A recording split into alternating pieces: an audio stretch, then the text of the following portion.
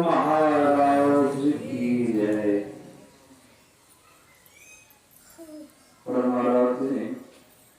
आराध्य जी की श्री दिव्य चरणों में कोटि शरण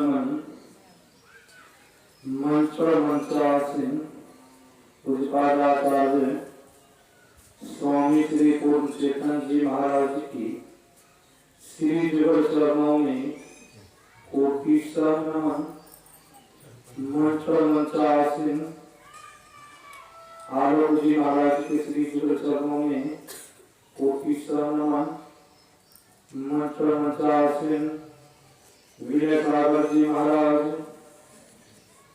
समस्त गुरुजन, सत्संग उपस्थित धर्म प्रेमी माताओं एवं बहनों, सबों को मेरा नमन है। अभी हम लोग श्री रामचरितमानस से पाठ श्रवण किए। पाठ में हम आप सुन रहे थे मनुष्य का क्या विशेषता है, और इसी विशेषता के समझ में जानने के लिए पक्षियों के राजा गरुड़ जी कालभूषण जी के पास गए थे। नर समान कब नहु देई, जीव चराचर जांचत देखी। नर के स्वर्ग अपूर्व निशैनी, ज्ञान विराग भगति सुख दे। गरुड़ जी महाराज कालभूषण जी से कहते, हे कालभूषण जी, इस मनुष्य का क्या विशेषता है जो कि सब ऋषि मुनि इस मनुष्य का गुणगान करते हैं। इस मनुष्य को दुर्लभ कहा गया है। इस शरीर में क्या विशेषता है? देवता लोग भी चाहते हैं हमें मनुष्य का शरीर मिले। विशेषता क्या है? कालभूषण जी कहते हैं, सुनो गरुड़, अकारण स्नेह करने वाले ईश्वर इस जीव को मनुष्य का शरीर देता है। मतलब ईश्वर की जब कृपा होती है किसके ऊपर? जीव के ऊपर, उस जीव को मनुष्य का शरीर देता है ईश्वर। और जब कहीं संत समागम मिल गया, सत्संग मिल गया, पुनः दूसरी बार कृपा हुई, ईश्वर की कृपा हुई है, तब हम आप सत्संग आए। बिना कृपा के हम आप नहीं आ सकते। कालभूषण जी कहते हैं, सुनो गरुड़, मनुष्य शरीर बहुत दुर्लभ शरीर, बहुत कठिन से प्राप्त होता है। तो गरुड़ जी कहते हैं, प्रभु इसमें विशेषता क्या है? तो गरुड़ कालभूषण जी कहते हैं, इस शरीर को 3.5 हाथ का मानव का शरीर है। इस शरीर में विशेषता है, शिव संगीता जब पढ़ेंगे, भगवान शिव ने कहा है पार्वती जी से, ये शरीर अति उत्तम शरीर है। इस शरीर मिल जाना परमात्मा को पा लेना। इस शरीर को हम आप क्या समझते हैं कि उत्तम शरीर है? गंवा रहे हैं, फ्री में गंवा रहे हैं, खाते हैं, सोते हैं, बस यही में हम आप सभी को बर्बाद कर रहे हैं, गंवा रहे हैं। इस हीरा को हम आप फ्री में ही दान में दे रहे हैं। संतों ने कहा है, उपनिषद का ऋषि ने कहा है, 4 काम पशु भी करते हैं और 4 काम मनुष्य भी करते हैं। 4 काम क्या है? आहार, मनुष्य भी भोजन करते हैं और पशु भी भोजन करते हैं, मनुष्य भी सोते हैं और पशु भी सोते हैं। मनुष्य को भी भय है, डर है, और पशु को भी भय है, डर है। और मनुष्य भी संतान उत्पन्न करते हैं और पशु भी संतान उत्पन्न करते हैं। और मनुष्य और पशु में फर्क क्या है? संतों ने कहा फर्क है जिन्होंने युक्ति जान करके परमात्मा के भजन में लग गया, अपना जीवन को सार्थक बनाया। वही हम लोग अभी आलोचना देखते हैं। भगवान शिव ने कहा हे देवी, इस शरीर शिवालय है, मंदिर है। इस शरीर में आप और हम विराजमान है सूक्ष्म रूप में, और भगवान विष्णु भी, माता लक्ष्मी भी इस शरीर विराजमान है। जितने देवी देवताएं हैं अपने वैदिक धर्म में, कितने 33 करोड़ देवी देवताएं हैं, सब इस शरीर में विराजमान है। जितने तीर्थ है, कितने की तीर्थ है, हम लोग कहाँ तीर्थ में जाते हैं भ्रमण करने के लिए, सब तीर्थ उन्होंने कहा स्वीकार माता पार्वती से, सब तीर्थ इस शरीर में विराजमान है। जितनी भाषाएं हैं, कितनी भाषाएं, वैसे तो संत महापुरुष से मैं सुना हूँ 14 भाषाएं मुक्त लिया गया, उनसे भी ज्यादा भाषाएं, सब भाषाएं, सब विद्याएं विराजमान शरीर में। ये शरीर बहुत दुर्लभ शरीर है। भगवान शिव का अपने पार्वती समझा रहे हैं। तो यहाँ पर गरुड़ जी समझा रहे हैं।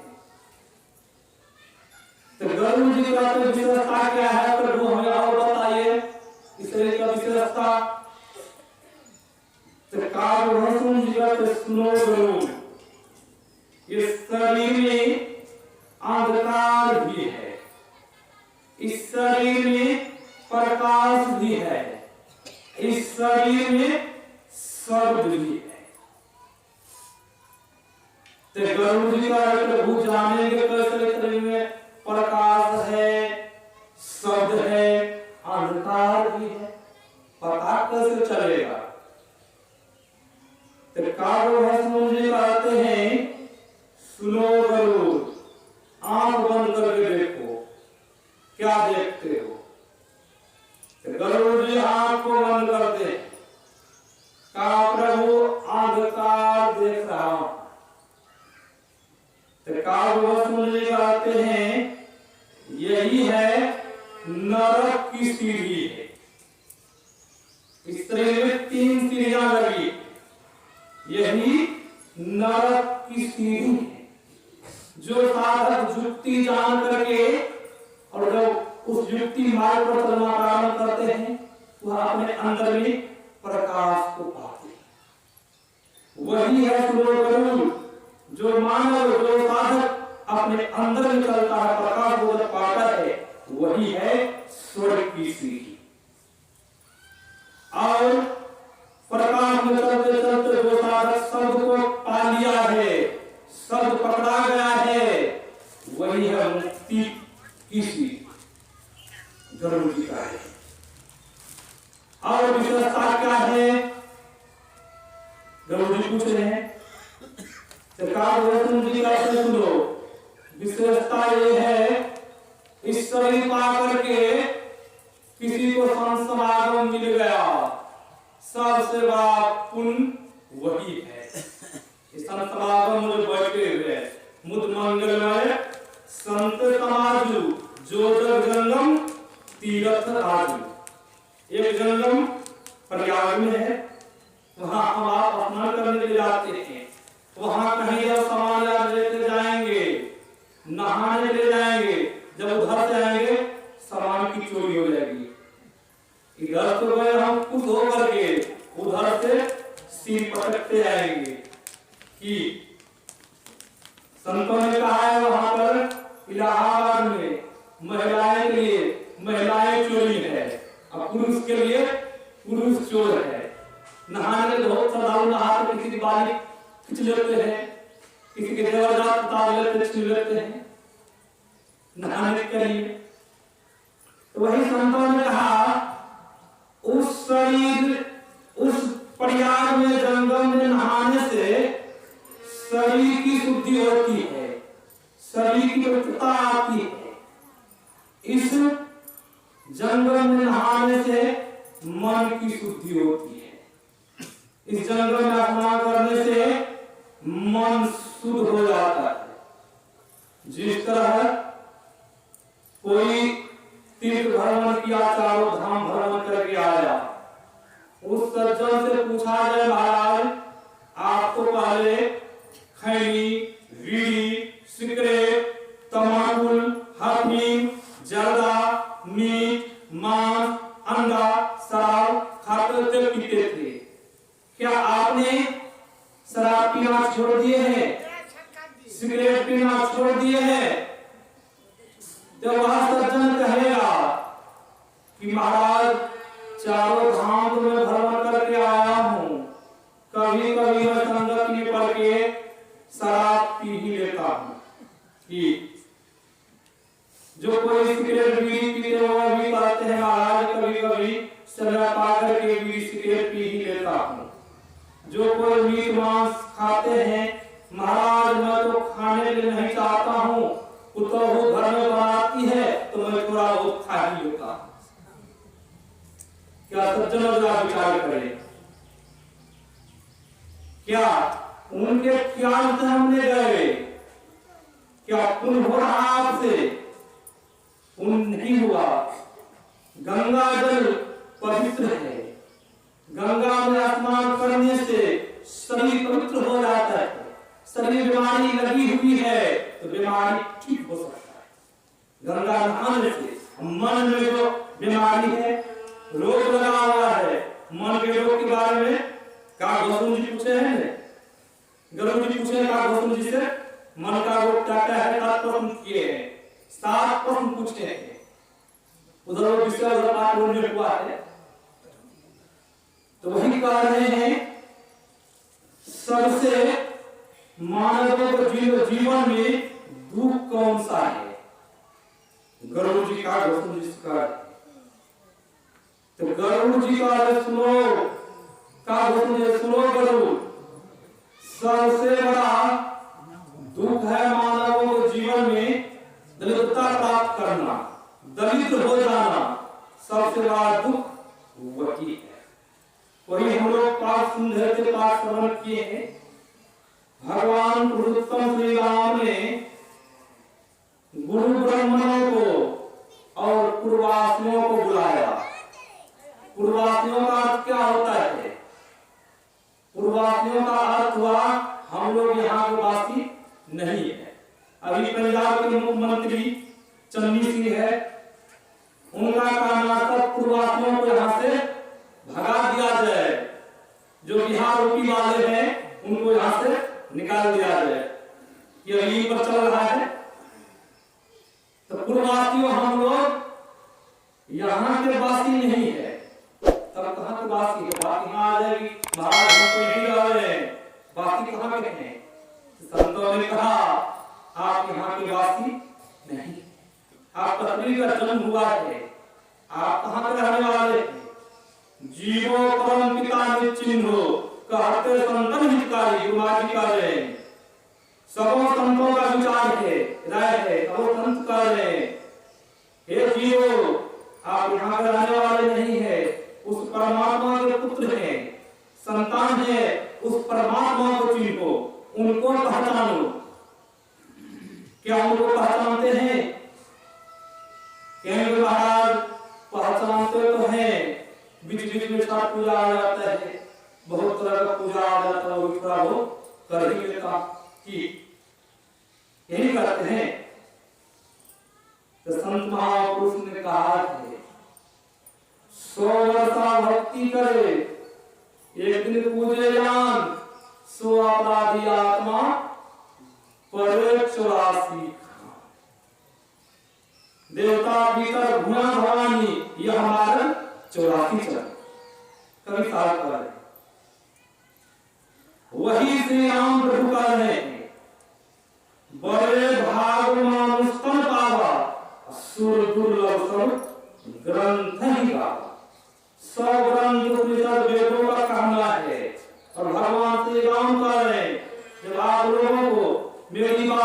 अच्छी लगेगी तो सुनिएगा ध्यानपूर्वक, जब मेरी बात अच्छी नहीं लगेगी तो लौटा दीजिएगा। मतलब क्या, इस शरीर मनुष्य का शरीर को पाने के लिए देवता लोग भी चाहते हैं हमें मनुष्य का शरीर मिले। हम लोग क्या चाहते हैं? हम लोग चाहते हैं देवता बने। हमारे दादा गुरु कहने की बात की है, नरतन दुर्लभ देव को सब कोई कहत पुकार, देव दही नहीं पावे, ऐसे मूर्ख लोग स्वर्ग की आस लगावे। पुण्य छीन सोई देव, स्वर्ग से नरक में आवे। भरने चारों खान, पुण्य कहीं ताही झावे। तुलसी सब मत तक गए, स्वर्ग का करे के खार। नरतन दुर्लभ देव को सब कोई कहत पुकार। उन्होंने कहा ये नरतन जो है ये देवताओं को दुर्लभ है। भगवान श्री राम भी कहा जो जो आत्ताई पुसाए सबों का एक ही विचार, स्वर्ग को जाते हैं उन आत्मा वह स्वर्ग जाते हैं, पाप आत्मा दुराचारी हो जाते हैं वह नरक में जाते हैं। नरक में दुख होता है।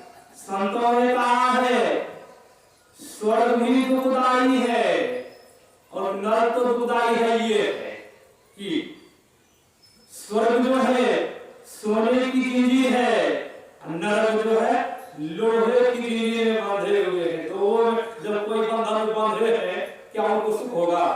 किसी भी जेल में बंद कर दे, कहेंगे महाराज सब सुख सुविधाएं तो है फिर भी दुख हो रहा है, जेल में तो बंद हूं। जेल से जब निकाल दिया जाए तो स्वतंत्र हो जाएंगे। उसी तरह तुलसी साहब जी कह रहे हैं उन आत्मा जो पुण्य पूंजी खत्म होने पर कहा भर में चारों खान नरक भ्रमण करना पड़ेगा। क्या नरक किसी को पसंद है? नरक के संबंध में जब गरुड़ पुराण को पढ़ेंगे तब जब हम मीट मांस मछली खाते हैं तो मीट मछली खाना छोड़ देंगे। गरुड़ पुराण बहुत तरह का विस्तार रूप से दिया गया है। उस गरुड़ पुराण में हम आज जो कर्म करते हैं वो भी दिया हुआ है। उस गरुड़ पुराण में मुक्ति मार्ग भी है, मुक्ति का वर्णन है। उसी गरुड़ पुराण में नरक का भी वर्णन है। नरक के वर्णन को पढ़ के देखें, नरक के वर्णन को विस्तार रूप से दिया गया है। उसमें आया है जो पाप आत्मा जीव है उनको लेने के लिए कौन जमदूत आते हैं और भगवान विष्णु से गरुड़ जी कहते हैं प्रभु उन आत्मा और पाप आत्मा कहां जाते हैं तो ये बताने की कृपा करें। तब विष्णु भगवान कहते हैं सुनो गरुड़ तुम मेरे भक्त हो। जब गरुड़ के तुम मेरे भक्त हो, जब नरक के बारे में तुम सुनोगे तो तुम कांप उठोगे, तुम डर जाओगे। तब गरुड़ जी का नरक में कौन सा है, क्या चीजें हैं कि मैं सुनूंगा तो डर जाऊंगा। तो भगवान विष्णु कहते हैं जो पाप आत्मा है उनको जब जमदूत नरक में लेकर चलता है जाता है, नरक मार्ग में कोई छायादार वृक्ष नहीं है। नरक के मार्ग में कोई छायादार वृक्ष नहीं है। नरक के मार्ग में जल की व्यवस्था नहीं है, खाने के लिए व्यवस्था नहीं है। उस नरक के मार्ग में यहाँ एक सूरज की उदय होती है तो कितनी गर्मी लगती है, हम आप ऐसी पंखा लगा लेते हैं। उस नरक पुराण में आया है कि 12 सूरज की उदय होती है, बहुत तेज गर्मी पड़ती है। उस गर्मी के निकट से सूरज के निकट से उस पापी जीव को घसीटते लेके जाता है। पापी जीव से लाता है, रोता है। वह पापी जीव कहता है जमदूत मुझे छोड़ दो। क्या जमदूत छोड़ देंगे? जमदूत नहीं छोड़ता है, उससे नहीं होता है। बर्फीली हवा से हवा चलती है, उस हवा के निकट से लेकर जाते हैं। तो पापी जी बहुत रोता है, चिल्लाता है, पुकारता है। वहां कौन जाएंगे बताने के लिए? कोई जाएंगे? सगे राम जी उससे भी नहीं होता है, पहाड़ से टकराता है उस पापी जीव को, बहुत तरह के कष्ट देता है। पापी जीव रोता है, काला सर्प से दंश करवाता है, जब उनसे भी नहीं होता है, इतना दंड देते हैं, उनसे भी होता है। एक छोटा बंदना है, छोटा कुंड है, वह कुंड पेशाब पैखाना रक्त से भरा हुआ है, उस पापी जीव को उस कुंड में गिरा देता है। जब उस कुंड में गिरता है, पापी जीव को बहुत जोर भूख लगी रहती है, प्यास लगी रहती है, तो पापी जीव वहां क्या खाएगा? वहां हलवा पूरी, रसगुल्ला बर्फी, वहां कुछ नहीं मिलेंगे। तो वह खाता क्या है? वही रक्त का पान करता है, पेशाब का खाना खाता है, और पापी जीव पुकारता है इनको, सगे संबंधी दोस्त मित्र को। वहां कौन जाएंगे बचाने के लिए? कोई जाएंगे? वहां कोई बचाने के लिए नहीं जा सकते हैं। वहां जो सजा मिल गई तो मिल गई, तो यहाँ जो सजा मिलती है यहाँ कि घुस दे करके, वहां जो सजा मिलती वहां कोई घुस नहीं चलने वाले हैं। तो वही संत महापुरुष कहते हैं शरीर बहुत उत्तम शरीर है। शरीर क्या है? तो हीरा है। एक गड़रिया भेड़ चराने के लिए जंगल गया। गड़रिया ने देखा जमीन तर में चमकता हुआ पत्थर दबा हुआ है, वह पत्थर बहुत चमक रहा है। गड़रिया उस पत्थर के पास पहुंचता है। वो गड़रिया चाहता है किसी तरह ये पत्थर अलग है तो अति सुंदर होगा, देखने में बहुत सुंदर लग रहा है। गड़रिया ने क्या किया? उस पत्थर को अलगाने के लिए पैर से पत्थर को खूब मरोड़ा, जमीन पर जमीन दबा हुआ, पैर से खूब मरोड़ा, वह पत्थर नहीं लगा। गड़रिया ने वो चमकता हुआ पत्थर को लगाने के लिए अपना हाथ भी लगाया, हाथ से भी नहीं लगा। पत्थर को भी दबा हुआ था, जमीन में चमक रहा था, तेज रोशनी आ रही थी। गड़रिया ने सोचा पत्थर को बहुत ही सुंदर किसी तरह मेरे पास आ जाए। उसने क्या किया? पैकेट में हाथ देता है, पैकेट में चाकू निकाल करके उस गड़ा हुआ पत्थर को लगाता है। पत्थर बहुत चमक रहा था, गड़रिया मन ही मन खुश हो रहा था, बहुत सुंदर पत्थर है।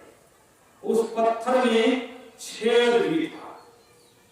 गड़रिया मन ही मन सोचता है ये पत्थर कहीं भेड़ के गला में बांध देंगे, बहुत अति सुंदर होगा।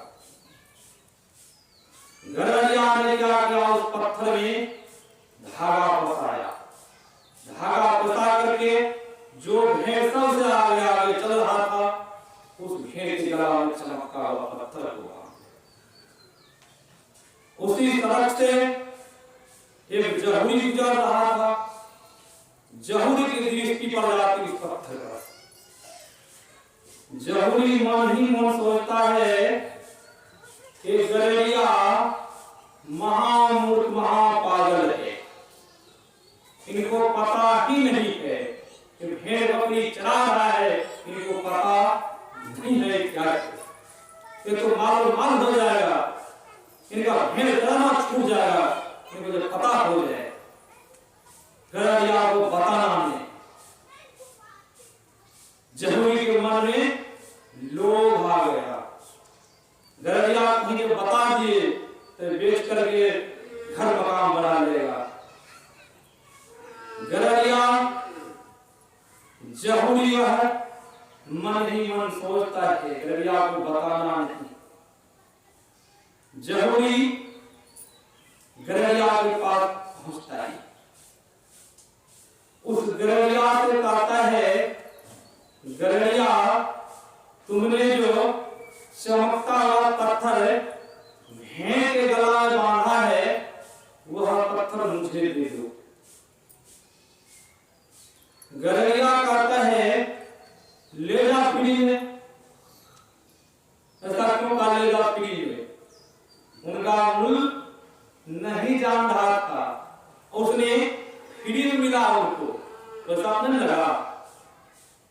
कोई काम जो फ्री होता है उस काम का महत्व नहीं देता है आदमी। कोई विद्याएं जब फ्री प्राप्त करते हैं किसी गुरु जी से, उस विद्या में कोई वैल्यू नहीं होता है। उसी तरह गलेरिया ने भी फ्री हीरा पाया, उस हीरा का महत्व उसने नहीं समझा, पर कहा ले जाओ फ्री में। जहूरी कहता है मैं फ्री में नहीं ले जाऊंगा, इसके बदला तुम्हें कुछ लेना पड़ेगा। तो जहूरी का गलेरिया कहता है जो तुझे देना है दे दो।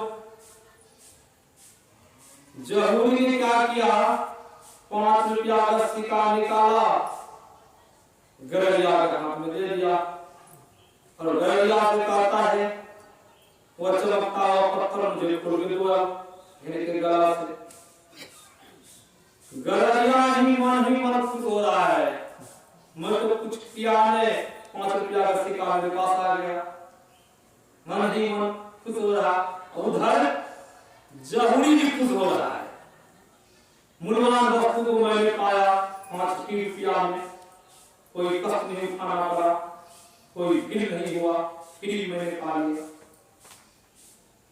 जहूरी जाता है भेड़ के गला से वह चमकता हुआ हीरा खोल करके जहूरी को दे देता है। जहूरी मन ही मन प्रसन्न हो रहा है, खुश हो रहा है। जहूरी मन में सोचता है इस हीरा को पर लेकर देखे, सुंदर तो बहुत है। जहूरी उस हीरा को तरहत पर लेकर के टक से देखता है, होता क्या है, हीरा हाथ से गिर जाता है जमीन पर, हीरा का 100 टुकड़ा हो गया और हीरा के अंदर से आवाज आ रही है, अरे जहूरी मुझे गलेरिया ने पैसे मरोड़ा, मुझे कोई दुख नहीं हुआ। गलेरिया ने मुझे चाकू से लगाया, मुझे कोई दुख नहीं हुआ। गलेरिया ने मुझे भेड़ के गला में बांध दिया, मुझे कोई दुख नहीं हुआ। तुमने तो मेरा मूल्य को जानता था, तुम्हें तो सही मूल्य लगाना चाहिए, मेरा मूल्य 5 ही रुपया है। जहूरी को बड़ा कहने का मतलब क्या, शरीर क्या है, हीरा है।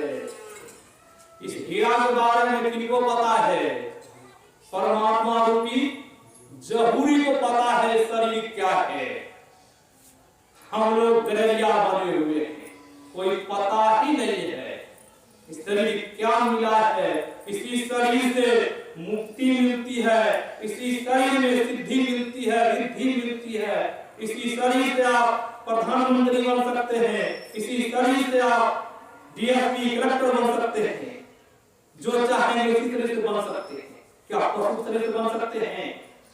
नहीं बन सकते। मूल्यवान शरीर है, इसलिए संतों ने कहा है साधनों का धाम है, मोक्ष का द्वार है।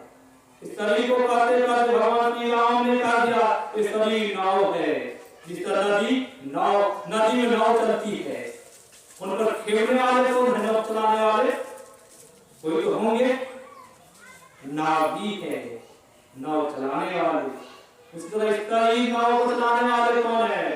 संत गुरु हैं। इनके शरण में जाएंगे, जुक्ति जान करके जब चलेंगे तब आप हम उस परमात्मा को पा लेंगे, तब जीवन हम लोगों का सार्थक होगा। यही आप लोगों की सेवा में सुनाया, हम लोग को भी जाना है, उस बात से सुनेंगे तो विशेष लाभ होगा। श्री सद्गुरु महाराज की है।